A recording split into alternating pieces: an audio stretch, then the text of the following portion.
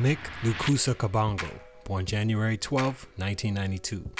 Kabongo was a top 10 to 15 prospect in the 2011 high school class and was highly sought after entering his college decision.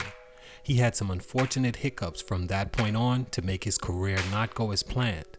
After researching his story and listening to him explain the potential stunts in his career, I've concluded that 1, I really like the guy. His disposition and outlook on life and his possible future in basketball make a lot of sense, and I salute the person he is and respect the things he's done in his career. With that said, I think many would agree that he hasn't become what was expected of him, being a top 4 point guard in his class and top point guard in Nevada leaving high school. Let's talk about it. Salute to my man BPF Ill1 on IG for this request. Keep doing your thing, my man. It's your boy JC Stunted Growth. Let's get it, man. Stunt No1, not a natural. Like mentioned, Myck, who has one of the dopest basketball names of all time by the way, was a very good player and was thought to have next coming from Canada. But watching him, I realized something that was all too close to home. Although he was a good player and was proficient enough to play the position of point guard in high school and college, you notice how much he didn't fit the position as naturally as you'd like him to when thinking of drafting a point guard to lead your franchise. When I say natural, I first want to explain that it doesn't mean you need to be a pass-first guy to play the position. You could be a score-first point guard and still not really fit the position at the same time. He reminds me of John Wall in the way he moves and approaches the game, but the difference in players like Wall, who excels being a score-first guy, and guys of his mold is that John is ultra-athletic, playing above the rim and in the open court. And with John, you can feel he's a natural leader. He wasn't thrown into the position and taught to lead. Kabongo strikes me as a guy that leading doesn't come natural to him on the court. He's more of a slashing point guard in my opinion. He was able to have success in high school and some in college because of his talent for playing basketball was so much higher on those levels. In the league, you're examined finer, and you have to fit one of those molds used at the position in the NBA. Either you're a great shooter that can handle and pass, or you're ultra athletic, fast, and have been playing the position your whole life, which makes it natural for you. Kabongo is neither, and I think GMs couldn't see him leading their franchise with his below-the-basket game and average to below-average shooting at the time. He committed to play for the Texas Longhorns in 2010 and entered the program for the 2011-12 season. He was a McDonald's All-American and Jordan Brand participant as a senior. Stunt number 2, NCAA rules. Kabongo is a Canadian player from the Congo with the same upbringing as the surge of Canadian players in the NBA as of late. In particular, Tristan Thompson. They played together in high school in Toronto before Findlay Prep. Tristan was already in the NBA by the time Myck was in his freshman season, and by the end of that season, he thought nothing of flying to Cleveland and having a private workout with his friend Thompson. But that's where guidance and understanding really play a huge role. Kabongo didn't know at the time that this move would break NCAA rules and cost him a huge part of his future and potentially be the ultimate reason why he eventually went undrafted. The workout ended, and upon hearing about it, the NCAA suspended Kabongo for what was supposedly a year, the year going into his sophomore season. As a freshman, he was pretty good.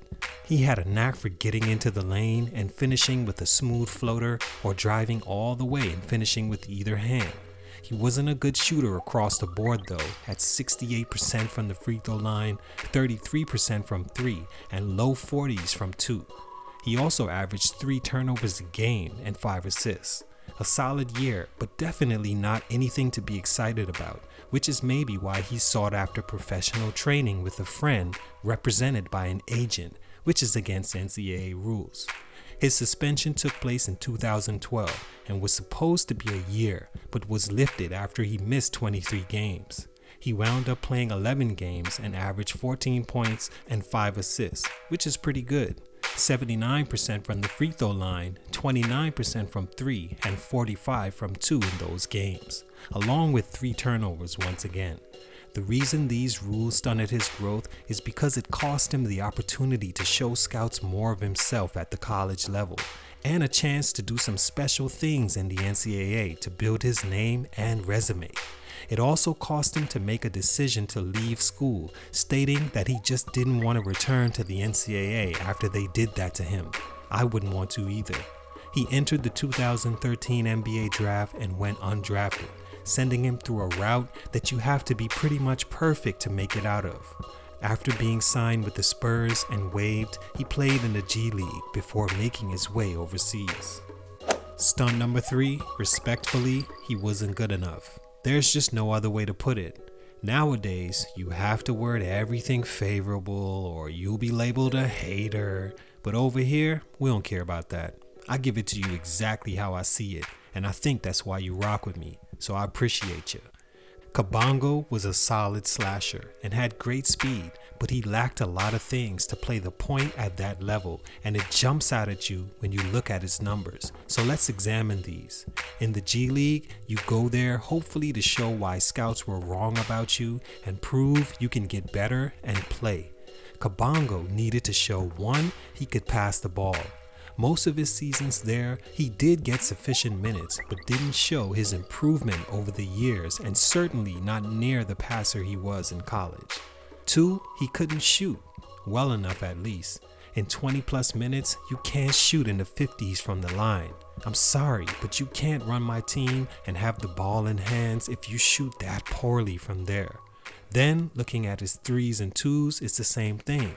Average to low percentage shooter from 3 and wasn't making up for it in his 2-point shots, at least not enough, although his first year was not too bad. Then the biggest thing to me is his scoring. Like I said, if you're gonna be a score first guy, at least be able to score the ball. Kabongo wasn't a great scorer in the G League, and for that reason, he spent the years he did without an NBA call-up. In 2016, he went overseas, as he said, for his happiness, and is playing pretty solid over there. Will there be an NBA assignment in his future? Who knows? I hope he continues to work on his game and place good people around him that'll tell him the truth about his deficiencies and help him to better those before then.